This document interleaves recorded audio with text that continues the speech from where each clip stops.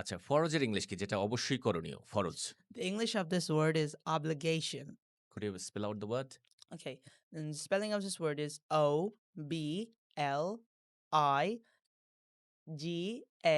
Obligation. Obligation means ফরজ. Can Yes. you tell me a sentence? Okay. In Islam, respecting elders is an obligation for everybody. Good. Next word is নফল। নফলের English কি? Nafiler English হচ্ছে voluntary. Voluntary works or voluntary deeds bring extra rewards. শাহাদা তার মানে হলো বাংলাতে যদি একটু অন্যভাবে বলি তাহলে সাক্ষ্য। এই সাক্ষ্য এটার ইংলিশ কি হবে? শাহাদা। এর ইংলিশ হচ্ছে testimony. Their testimony is questionable.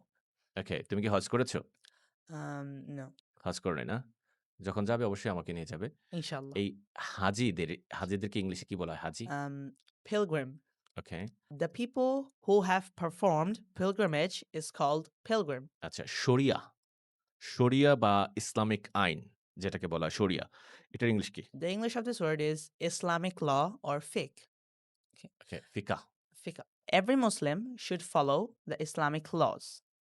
আচ্ছা, এই যে হুজুর আছে না আমাদের দেশে হুজুর, তারপরে হলো যারা মানে মানে বিভিন্ন ধরনের ব্যা ধর্মে বিশারদ, ঠিক আছে? এই এই ওলামা বা এই ধর্ম বিশারদদেরকে কি বলা হয় ইংলিশে?